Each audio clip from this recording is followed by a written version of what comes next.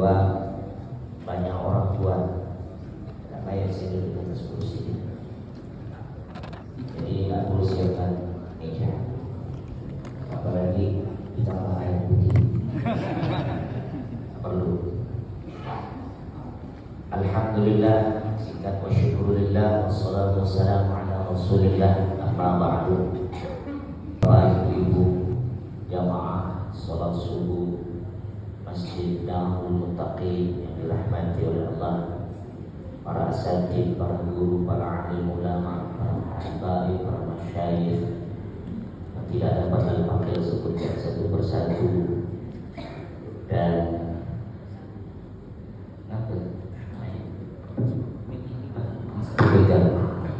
sampai di mana tadi?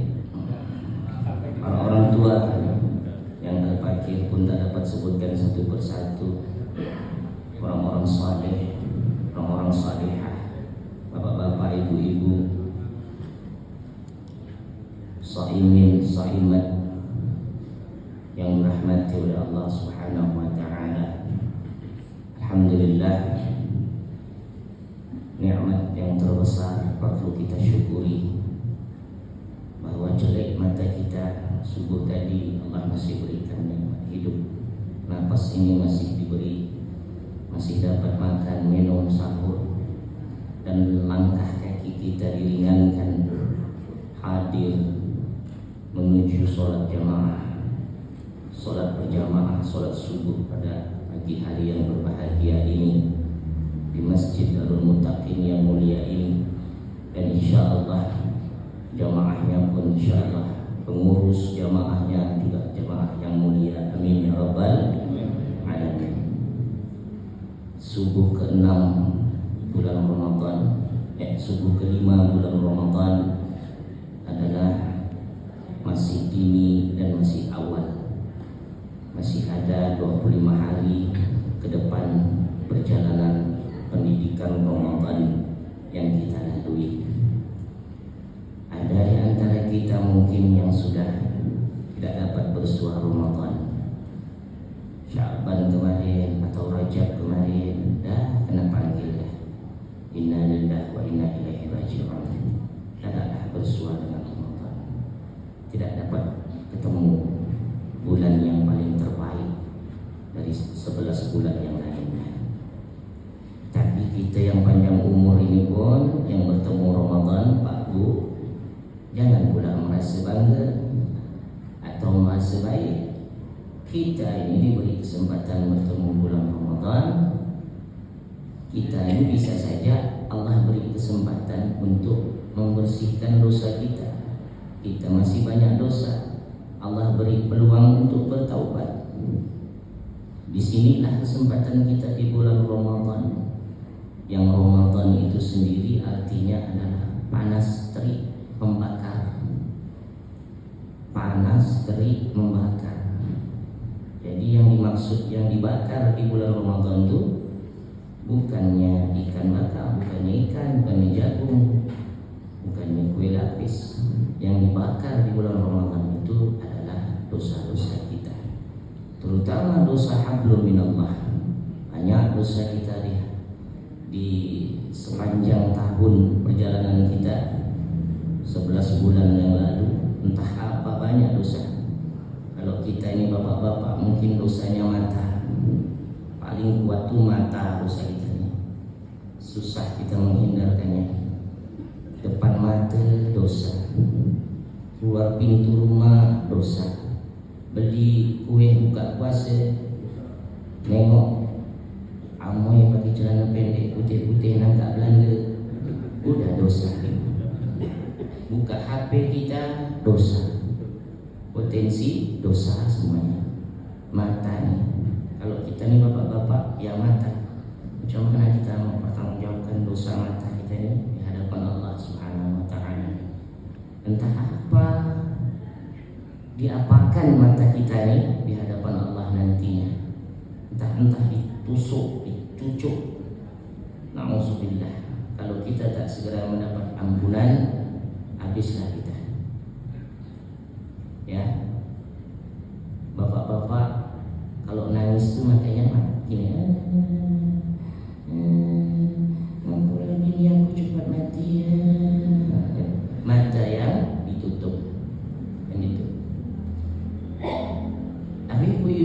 jangan pikir selamat.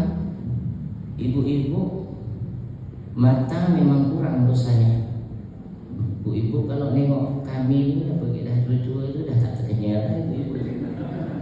Kalau kami dia tua-tua, kalau nengok itu masih geram matanya. Kalau ibu-ibu kurang mata. Tapi ibu-ibu punya penyakit yang ibu susah melepaskannya. Dosanya tuh, potensi dosanya tuh sangat kuat. Di mana, Bu? Ya, di mulut. Tahu soal mulut. Nabi ibu-ibu tuh memang geram dah. Kalau nak ngomongkan orang tuh geram, gatal ya nak ngomong. Tetangga sebelah di TV, dia ngomong dengan tetangga yang lain. Semua di TV, merek ini, tak berapa dari mana dapat duitnya. Padahal kan cuma gojek. Ibu tuh, apapun lah yang bisa diomongkan dia omongkan. Bukan bakso pun lewat dia omongkan. Hati-hati kau makan bakso di situ tuh, dia buatnya pakai celana dalam. Takkanlah buat bakso tak pakai celana. Pastilah pakai celana. Kan gitu. Tidak cukup ngomongkan orang, ngomongkan suami orang. Suami seorang dia omongannya. Nah, itu penyakit ibu-ibu. Tidak bisa tuh. Makin dia berkumpul, makin kuat potensi bergunjing, berribah. Salah satu yang menggugurkan pahala puasa itu ribah. Kata Imam Ghazali di dalam Ihya Ulumuddin itu 5 hal yang membuat puasa kita itu tak ada nilainya. Salah satunya ribah. Nah itu ibu-ibu hati-hati. Hati-hati dengan itu. Tahu macam mana ibu-ibu mempertanggungjawabkan dosa mulut ibu-ibu itu? Macam mana caranya? Kalau tidak, segera dimanfaatkan Ramadan ini untuk meraih ampunan Allah Subhanahu wa Ta'ala. Jangan nak cari yang lain lah bulan Ramadan ini. Jangan nak bercita-cita yang sangat tinggi. Nak bertemu Lailatul Qadar, semangat. Bertunggu dengan malam ganjil, malam 6, 17, 19, 21. Bertunggu. Nak malam genap tak kemana, tak tarawih tak kemana dia. Bertunggu dengan malam Lailatul Qadar. Semangat nak dapat Lailatul Qadar. Yang penting Ramadan bisa membersihkan kita dari dosa. Keluar kita dari Ramadan, ingat hadis Rasulullah SAW, "Raghima anhu rajulain adrakahu Ramadan thumma salakha minhu falam yughfarlah." Celaka, merugilah seseorang itu, dia bertemu bulan Ramadan, lalu Ramadan berlalu darinya, dia belum tak dapat ampunan apa-apa. Apa jadinya? Entah-entah kita tahun lalu itu berugi. Entah-entah. Maka ini coba kita tekadkan ini Ramadan, jangan-jangan Ramadan terakhir bagi kita. Betul Pak Bu? Supaya ibadah kita lebih spirit lagi, lebih semangat lagi. Entah-entah jangan-jangan ini bulan Ramadan yang terakhir yang kita jumpai. Tahun depan belum tentu. Apalagi yang udah kepala 7, kepala apa itu, udah uzur. Tapi sekarang ni ajar tak pandang ngomong yang muda-muda pun disama. Yang suka-suka yang muda ni, yang tua justru malah liut jual bertahan. Yang muda malah tengah sehat-sehat, tengah balik kerja, hilang sambar. Tak pandang ngomong sekarang. Nah itu dia. Jadikan Ramadan itu Ramadan yang terakhir. Jadi setiap aktivitas kita dalam Ramadan, ibadah kita sangat berkualitas. Sangat berkualitas. Solat kita jangan tinggalkan tarawih. Satu malam pun rasa rugi kalau tak bertarawih. Mana ada lagi tarawih di luar Ramadan? Kapan lagi nak bertarawih? Di sini kan tarawih 20 ke 8 ni. Mantap 23 tu. Kalau 8 ni tanya-tanya jawab besar tanda tanyanya. 20 tu betul riwayatnya ada. Jangan pula 20 tu dengan witir lain. Nah itu dia. Kapan mau tarawih? Dari 30 hari bulan Ramadan tu jangan ada yang terlewatkan. Kalau di awal Ramadan kita ramai, safnya berbaris penuh masjid, sampai keluar safnya, sampai akhir pun tetap penuh keluar. Rupanya keluarnya ke mall rupanya safnya. makin kurang. Semangatnya hanya di awal. Maka coba dimulai dari Darul Muttaqin. Putuskan budaya kita setiap tahun tuh yang hanya sibuk mikirkan Lebaran. Asal udah mau habis Ramadan aja mulai konsentrasi terpecah memikirkan Lebaran. Ibu-ibu yang awal rajin tarawih, rajin tadarus, sekarang dah sibuk buat kue kering, buat kue lapis. Kue kering macam-macam, kue lapis pun macam-macam. Lapis legit, lapis belajar, lapis apa lapis. Ya. Bapak-bapak begitu juga. Yang awal semangat di awal, makin habis Ramadan pecah konsentrasi mikirkan Lebaran, akhirnya sibuk. Yang ngecat rumah malam-malam, siang ngecat tak bisa minum, malam ngecat tak ada tarawih, rumah disolek-solek, ibadah tinggal. Yang cari duit tambahan, cari bonus malam, cari lembur malam supaya dapat duit lebih, dana lebih, bisa beli baju, bisa bersiap Lebaran. Akhirnya ibadahnya tinggal. Itulah yang mengungkung kita, pikiran kita bahwa Lebaran itu adalah baju yang baru, rumah yang cantik baru, cat baru, warna baru, kalau bisa handphone baru, mobil baru. Itu yang mengungkung kita. Maka Ramadan kita ini Ramadan panas-panas. Awalnya panas, mulai tengah, mulai sikit, mulai habis. Sibuk dengan persiapan Lebaran, cari duit, buat kue, buat apa. Begitu malam takbir, dialah yang paling sibuk. Minal aidin wal faidin, atas nama keluarga saya bersama mengucapkan maaf lahir batin. Penuh HP kita dikirim itu. Minal aidin tak habis. Kemana terawih, kemana dia, kemana tadarus, kemana dia. Lebaran dia lah paling sibuk. Dia memaknai Lebaran itu dengan seperti itu. Sesungguhnya minal aidin wal faidin itu bagi kita yang benar-benar menjalankan Ramadan sampai akhir. Tuntas Ramadan kita ditutup dengan zakatul fitrah. Zakat fitrah ditutup dengan itu. Begitu kita dah tutup dengan itu menanglah kita. Menang kita, kembali kita. Aidin itu kembali kita kepada fitrah, lahir seperti bayi keluar dari perut ibunya putih tanpa dosa. Innal aidin wal faizin, sudah pasti faiz, sudah pasti menang, sudah pasti melenggang ke surga tanpa hisab. Amin ya rabbal alamin. Itu baru, tidak perlu biarlah pakai baju tahun lalu ke baju buruk ke kue itu jadilah bloda yang sejenis dalam rumah. Yang penting aidin faizin itu yang dicari, bukannya sibuk dengan Lebaran. Kalau bisa masuk Lebaran yang hebat, yang besar itu adalah Idul Adha, bukan Idul Fitri. Menang-menang seorang kambing, sapi, itu baru Lebaran. Dan memang itu riwayatnya kuat. Lebaran itu bukan Idul Fitri ini tidak ada riwayat. Lebaran itu tujuannya kuat. Siapa? Ibrahim itu, Nabi Ibrahim AS itu disuruh menyembelih anak. Diperintahkan oleh Allah menyembelih anak. Ada sejarah manusia. Kalau kita disuruh menyembelih anak, udah bagus kita pindah agama. Itulah Nabi Ibrahim sanggup menjalani perintah itu.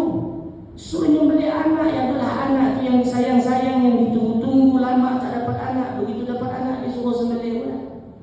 Kalau tidak, karena ketaatan yang terbesar, ya, karena patuh yang sangat kuat dari Nabi Ibrahim. Nah itu sejarahnya. Kalau Idul Fitri ini yang penting Ramadannya. Nah itu dia.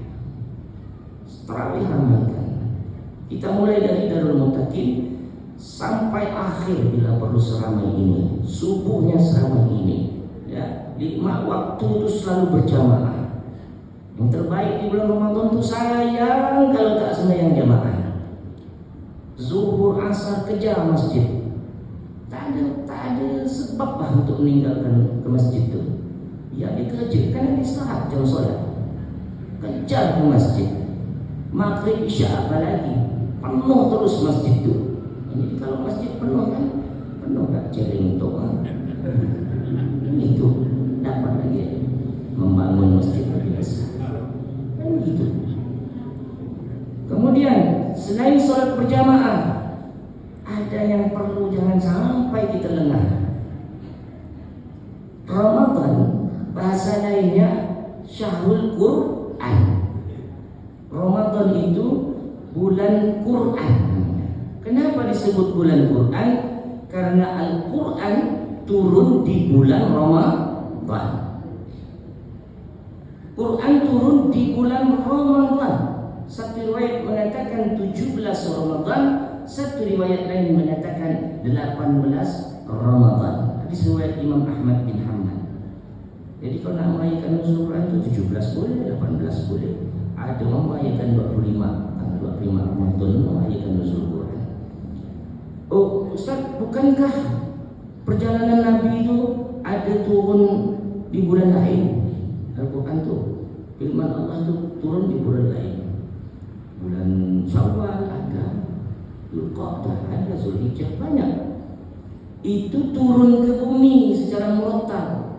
Saya jelaskan ya proses Al-Quran itu. Ketahuilah Bapak-Ibu, kenapa Al-Quran itu dipilih turun di bulan Ramadan? Pertama, Allah Subhanahu wa taala ingin memuliakan bulan Ramadan. Maka lebih mulia bulan Ramadan itu dibanding bulan lain. Bayangkan, kalam-kalam Allah itu turun di bulan Ramadan.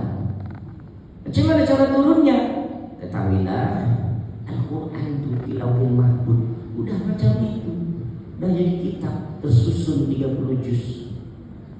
Sudah 30 juz di Lauhul Mahfuz sebelum Nabi Muhammad lahir, sebelum diutus jadi Nabi dan Rasul. Ya, sebelum semuanya tercipta, bukankah Allah ciptakan pena? Lalu pena itu menulis banyak hal. Salah satunya firman Allah. Maka kisah Fir'aun, kisah Nabi Musa itu sebelum dia terjadi sudah tertulis dulu di Al-Quran, Lauhul Mahfuz mengisahkan itu. Hanya tinggal prakteknya saja. Allah sudah wahyukan itu semua. Lalu turun 30 juz itu dalam bentuk, kata ulama kita, jumlah wahidah. Jumlah wahidah itu artinya segepok oleh bahasa kita. Dia turun dari Lauhul Mahfuz ke Baitul Ma'mur namanya. Di mana Baitul Ma'mur? Baitul Ma'mur itu rumah. Di setiap langit itu ada rumah. Ya, setiap langit itu ada rumah. Maka rumah di langit ketujuh, lapis paling bawah disebut As-Sama'ud Dunya. Langit paling bawah itu lapisnya As-Sama'ud Dunya. Itu ada rumah dinamakan Baitul Ma'mur namanya. Maaf, Baitul Izzah. Kalau Baitul Ma'mur itu lapis pertama, Baitul Izzah. Dia turun ke Baitul Izzah. Jadi dari Lauhul Mahfuz turun ke Baitul Izzah. 30 juz. Segepok jumlah wahidah namanya. Baru secara murattal dari lapis langit paling bawah itu turun secara tartil, menyicil sesuai keadaan baginda Nabi Muhammad SAW. Lalu dia terpisah-pisah lagi. Dicatat pula para sahabat dalam batu, dalam pelepah kurma, macam-macam. Ada yang menghafal. Lalu Sayyidina Utsman, ya, diawali dengan Sayyidina Umar bin Khattab, lalu Sayyidina Utsman, Allah ilhamkan lagi, Allah bantu dia untuk menyusun kembali seperti semula dari awal yang terjejer-jejer itu. Masa turun surah Al-Alaq dulu. Rasulullah terima surah Al-Alaq. Iqra' bismi rabbikal ladzi khalaq. Kan gitu. Jadi itu karena terpisah. Begitu dia dikumpulkan lagi atas bantuan ilham dari Allah Subhanahu wa taala. Sayyidina Utsman itu dalam dia menyusun salat 2 rakaat. Susun sebentar, salat 2 rakaat, salat 2 rakaat. Kan begitu. Makalah tidak jauh dari bimbingan Allah. Turun Al-Quran di bulan Ramadan, maka jangan sampai kita di bulan Ramadan tidak bersahabat dengan Al-Quran. sahabat terbaik kita bukan istri kita, bukan kawan kita, bukan mana, yang paling baik bulan Ramadan Al-Quran. Jangan sampai satu hari tak baca Al-Quran. Basahi terus mulut kita, bibir kita, ada baca Quran minimal satu hari satu halaman, dua halaman, bila perlu satu hari satu juz, pas sebulan khatam. Al-Imam Syafi'i radhiyallahu anhu menghatamkan Al-Quran di bulan Ramadan satu hari satu kali hatam. Bayangkan, satu hari satu kali hatam, baik dalam duduknya maupun dalam tarawihnya, dalam solat-solatnya, dikumpul satu kali hatam satu hari. Kalau kita satu hari satu kali hatam, yang pergi berkebun tak dapat berkebun, yang pergi sawah tak dapat bersawah, yang bekerja tak pergi ke kantor, asyik baca Quran. Tapi sudahlah, tak bisa kita sekelas Imam Syafi'i. Seminimalnya kita tetap membaca Al-Quran. Jangan sampai kita tak baca Quran dalam sehari. Rugi kita. Tiket untuk mendapat ampunan itu salah satunya setiap hari baca Quran. Ada apa dengan Quran? Jelas, Quran itu firman Allah, bukan tulisan tangan manusia, karangan manusia. Kalau kita sering baca Quran, yang pertama Allah paling suka. Al-Imam Ahmad bin Hanbal meriwayatkan, bagaimana aku bisa dekat dengan Allah? Katanya, bikalami, dengan kalamku, dengan Al-Quran firmanku. Ditanya lagi, bifahmin atau bighairi fahmin, dengan paham atau tak ada.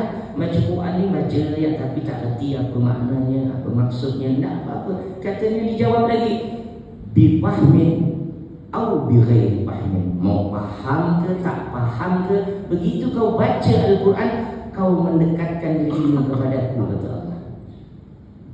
Kau mendekatkan dirimu kepadaku. Dalam satu riwayat, Allah menghadap orang yang baca Quran, tapi bukan macam ini ya. Allah, saya tidak boleh tamsilkan, tapi Allah menghadap orang yang baca Quran. Ya jelas-jelaslah kalau Pak Haji Atik mengarang syair ya, misalkan ya, syair cinta kepada Nabi. Ya Nabi, aku sayang, aku cinta padamu, aku rindu padamu, jadikanlah aku bagian daripadamu. Jadikan syair, kita bacanya ramai-ramai. Atau Pak Bustami, Haji Bustami bacanya. Suka tak Pak Haji karangan dia dibaca? Inilah pula firman Allah, kalam-kalam dia kita baca. Paham ke tak paham ke, Allah dekat dengan kita. Itu yang kita cari. Kalau dah dekat dengan Allah, dekat dengan gubernur yang sedap, yang itu. Mau paham ke tak paham? Pada suatu hadis riwayat dikatakan Sayyidah Aisyah menjelaskan, alladzi yaqra'ul Qur'an wa huwa mahirun bih ma'as sabaratil kiramil bararah. Yang baca Quran dan pandai baca Quran, mahir dia, huruf sifat hurufnya bagus, tajwidnya betul, hukum-hukumnya ya kan, berhenti wakaf wasalnya betul, pokoknya pandai. Maka apa kelebihannya? Masafaratil kiramil bararah. Siapa itu safaratil kiramil bararah? Malaikat yang bertebaran di muka bumi. Malaikat itu bukan hanya di langit, di bumi banyak malaikat bertebaran. Mereka menaungi, mengelilingi orang yang membaca Al-Quran dengan mahir. Qari-qari, imam-imam yang fasih, yang bagus bacaannya, itu dikelilingi safarah kiramil bararah, malaikat yang bertebaran di muka bumi, dijaga dari mara bahaya, bala-bala menimpa, dijaga.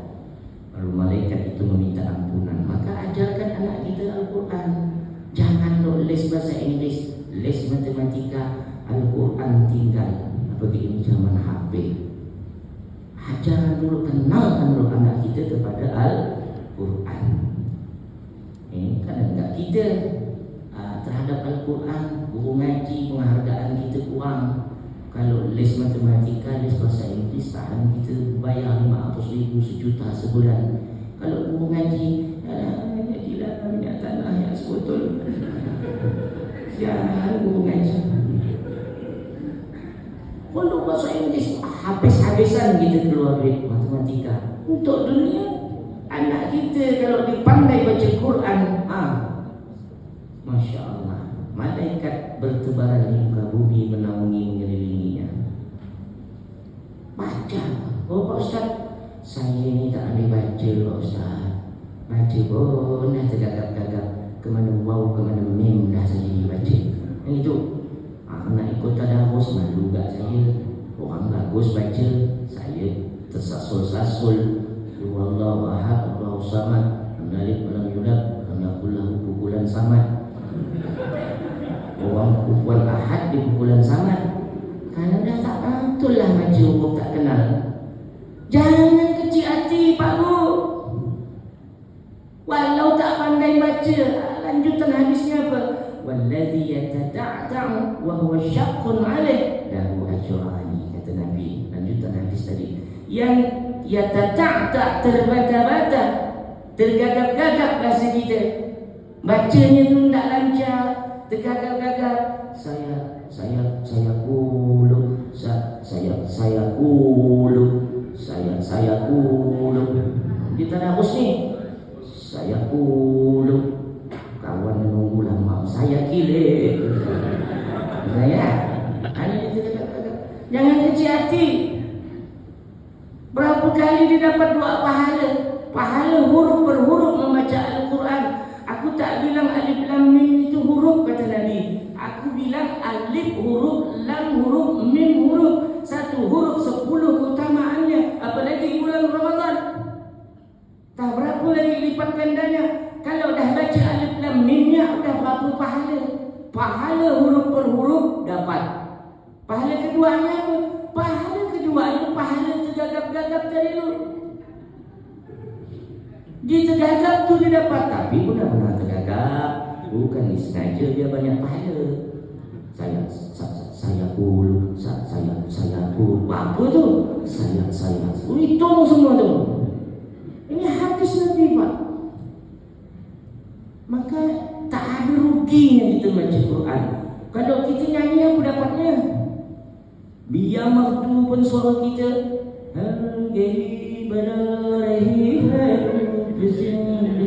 Apa dapatnya? Tak ada apa-apa. Apa-apa kita buat dengar nyanyi. Ya kan? Biar bagus. Tapi bila kita ngaji, sumbang ke, berdengong ke, kumbang nebuk tiang ke suara kita, tetap ada nilai di mata Allah Subhanahu wa ta'ala. Huruf per huruf dah Allah intai. Salah ya ada pahala. Cuba kalau kita nyanyi, sumbang tanda, dah lah. Bukannya orang senang, risau orang. Jadilah mana kau yang nyanyi. Yang itu. Nah itu dia. Tak rugi. Maka bila perlu ada Quran, satu di baju kita bekal kemana-mana. Kita nunggu luang antri beli kuih, baca sikit. Nanti nunggu buka, baca sikit. Besok awal baca sikit. Selesai. Tapi saya tidak merekomendasikan membaca sekarang ada masjid ini, air putih pun tak ada ya. Halo, betul itu? Saya tidak merekomendasikan membaca Quran melalui digital tu, HP tu. Kalau pakai HP tu membaca Quran tu, wah, itu saya tidak merekomendasikan. Saya kurang paham. Baca Quran tu baca mushaf. Mushaf tu ada nilainya.